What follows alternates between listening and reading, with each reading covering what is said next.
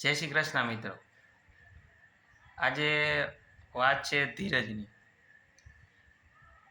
ધીરજના ફળ બહુ જ મીઠા હોય છે. આપણી કહાવત છે, જેટલી ધીરજ રાખો ને એટલું ફળ મીઠું થાય. અને અત્યારે તો કેરીની સિઝન ચાલે છે, બરાબર છે. જેટલી કેરી પાકે એટલી કેરી મીઠી લાગે, બરાબર છે. એટલે ધીરજના ફળ મીઠા હોય છે. એટલે જીવનમાં પણ જેટલી ધીરજ હોય ને એટલું સારું. ધીરજની વાત આવી એટલે મારે એ કહેવું પડશે, ભવિષ્યમાં ગમે તે હેતુ હોય એના આપણે આયોજન બનાવી લઈએ, કેવી રીતે કરશું, કેમ કરશું. પણ એમાં જો ધીરજ ન હોય ને તો કઠણ લાગતું પણ એ અર્ધ વચ્ચે છૂટી શકે છે. એને પડતું મૂકી શકીએ છીએ કે આપણી અંદર ધીરજ નથી, કે થશે થશે થશે. પણ આપણે જ્યારે પ્રશ્નો થાય ને ક્યારે, તો એ સમયગાળો કોઈથી નક્કી નથી હોતો.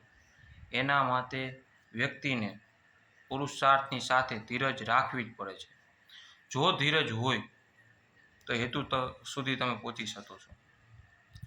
મને રામાયણમાં સબરીજીએ જે ધીરજ રાખી હતી ને એ બહુ જ યાદ આવે છે. કે એને વિશ્વાસ હતો કે એકના એક દિવસ રામ ભગવાન મને દર્શન દેવા આવશે આવશે અને આવશે જ. અને આવ્યા. તો એનું મોટામાં મોટું ઉદાહરણ છે ધીરજ. ધીરજ જો વ્યક્તિની અંદર હોય ને,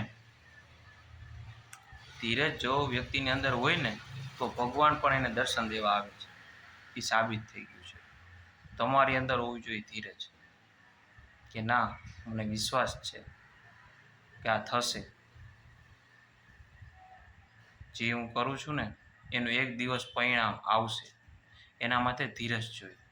અને અત્યારનો વ્યક્તિ છે ને ફ્રસ્ટ્રેટ થઈ જાય છે, ફ્રસ્ટ્રેટ, કારણ કે એની અંદર ધીરજ નથી. કાલે નહીં આજે જ જોશે મારે. અરે ભાઈ, એમ ન હોય.